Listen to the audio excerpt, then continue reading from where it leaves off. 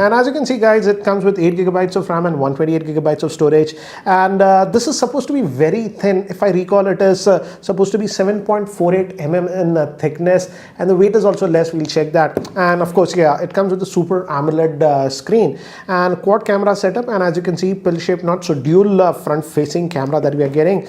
And this will come with a new that Super VOOC 4, that's a 30-watt charger. And guys, it's a review on it, so they have removed the pricing, so I don't know the pricing. I'll add the pricing in the description below. So let's have a closer look at this one. And this is also powered by the Mediatek G95 chipset, and this chipset also has a lot of AI features. So they do have a lot of AI features in the camera also. It's supposed to be that, and also for charging, it employs some AI features for nighttime charging. So, and again, a box within a box we are getting. So this is traditional box. So it says Oppo F17 Pro, and as I've told you, it's 7.48 mm body and AI modes, 30-watt VOOC charging, and that Super AMOLED screen. That's actually 6.43. So let's open this up, and it's in this new color. Again, if you notice guys, it's giving the gradient look, and this feels like glass, but guys, this is polycarbonate, but again you have that gradient finish and that quad camera setup at the back, Oppo branding, dual tone finish, I would say. So interesting. Anyways, we'll keep this to the side and see what else do we get. So we get this SIM ejector tool is here, and some paperwork. I'll just keep that to the side, some paperwork and all those things, warranty card, and a standard TPU case that we are getting in the box. I'll keep that also to the side. Nice to see they are still bundling headphones on this one. Some of the vendors have stopped giving headphones, but here you are getting this headphones, and it's like Apple EarPod style. Here we have a single button and a microphone, so I'll keep that also to the side.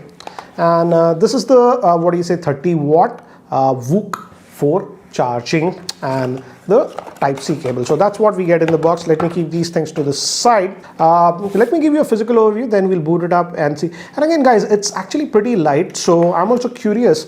Let's see what's the weight of this one. Let this reset. Okay, so 164 grams, and definitely feels light. And again, it's not a very big phone, so comfortable to hold in the hand. And over here, looks like this is a secondary noise cancellation microphone that we are having.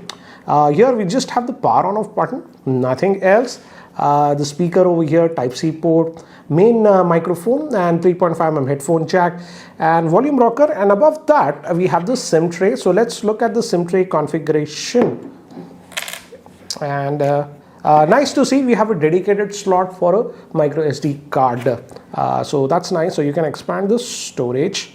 Back we have that quad camera setup, as I've told you. Anyways, let me just try to actually power this on, and by the time it actually boots up and I set it up, here is a configuration overview. This Oppo F17 Pro is having a 6.43-inch Full HD Plus Super AMOLED screen in 20:9 aspect ratio, and it's 800 nit screen. It's protected by Gorilla Glass 3 Plus, powered by the Mediatek Helio P95 octa-core processor. It comes with 8 gigabytes of RAM and 128 gigabytes of storage, that is UFS 2.1.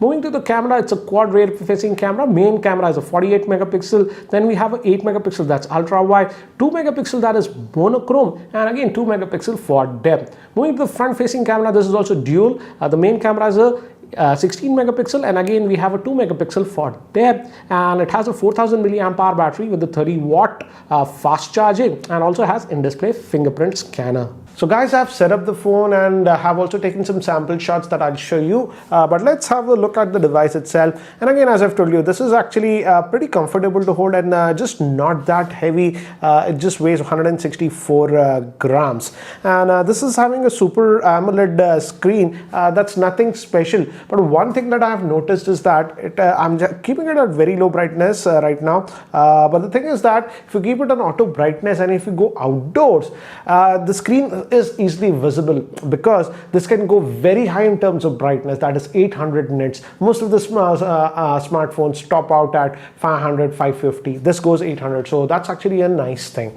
Now moving to another thing is that if you notice, again, we don't have any extra bloatware. Yes, Amazon app is over here and Facebook is there, but apart from that, and that Google specific, Netflix was also pre-installed. But if you notice, not a lot of junkware apps like UC browser or those banned apps by the government of India, those are actually not there on this. So that's actually a nice thing. And this comes with the new ColorOS 7.2. And if you go over here, this is the new layout that we are seeing, and if you go to about the device, as you can see, it gives us an idea. It's running over Android 10 and August 5th security patch that we are getting on this one. And as you can see, this is the higher end variant that comes with 8 gigabytes of RAM. And I've taken some sample shots. So the available storage will be about 112.5 gigabytes on this 128 gigabyte variant. But as I've told you, again, we have that dedicated micro SD card, so not an issue regarding storage. So this is what we have. And in display, one thing I noticed is that eye comfort is there, and also always on option is there. I've enabled it, I'll show you that. And if we go over here, we also have the low brightness flicker thing. In AMOLED screens, if you go very low in brightness, sometimes it can flicker, and if you're sensitive, some people catch that. For example, if I do it, my camera might catch it, but you have this setting and you can set it and that flicker goes away. So that's actually a nice thing. And let's look at the fingerprint scanner also on this one. It's in-display fingerprint scanner that we're having, and as I've told you, this is the always on, and as you can see, the fingerprint scanner is actually good on this, so you don't have to worry. You can also enable that face unlocking option also on this one. So those things are fine. And again, this is I would say a camera centric smartphone also. That quad camera setup that we have, main is a 48 megapixel that we are having, then ultra wide we are having, and the 2 megapixel first is for that black and white that helps and aids the primary camera. And again, we have one more 2 megapixel that's actually a portrait lens, you could say a depth kind of a thing. And front facing, it's dual, this pill shaped notch. One thing to note is that pill shaped notch, it's comparatively thinner to many of the other phones that had a pill shaped notch. Anyways, it's a 16 megapixel plus 2, that is for depth. So let's look at the camera on this one. So the interface hasn't changed. This is the regular one. You have the 1x. You can go to wide also. If you press here, that's the ultra wide, and if you tap in, this goes to 2x, and again one more 5. Again guys, this is digital zoom, so don't use it. Max, I would say keep it to 2x, and again we have all the modes that you can expect, like portrait and all those things on this one, and real time it is actually showing us. And this processor has a lot of AI modes, and that's what it's helping it to do all that. We also have a pro expert mode if you want. So that AI stuff again is there. Quite a bit of settings are there, AI beautification and all those things. And let's just go over here, the front facing camera. Again, the beauty face options will be enabled, so disable it. This is the portrait. This is the regular one, as you can see, and some animation I saw over here. As you can see, when you move around, you see an animation. Anyways, let me actually take some sample shots with this one so that you have a better idea regarding the camera.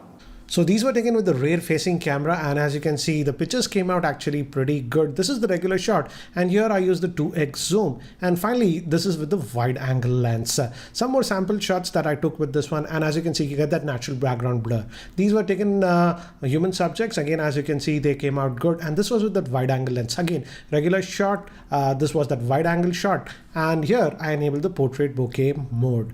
And these are with the front facing camera, and as you can see, with the front facing camera it does a good job. And here I enable the portrait bokeh mode, and these were shot in completely artificial lighting conditions in my office, and these were shot in very low lighting conditions. As you can see here also, it actually did a good job. Recording the video with the front facing camera, and this should give you an idea how's the video record. I'll just move to a shadowed area to give you an idea how it is. So this is how is the video recording with the front facing camera, and by default guys, the video will be set to 720p, but I'm shooting this at 1080p. So guys, that's it for now for the unboxing and first look at this Oppo F17 Pro. So what do you guys think about this smartphone? Do let me know in the comment section below. And guys, if you're still not subscribed to my YouTube channel, hit that subscribe button. This is Ranjit and I hope to see you in my next video. Take care.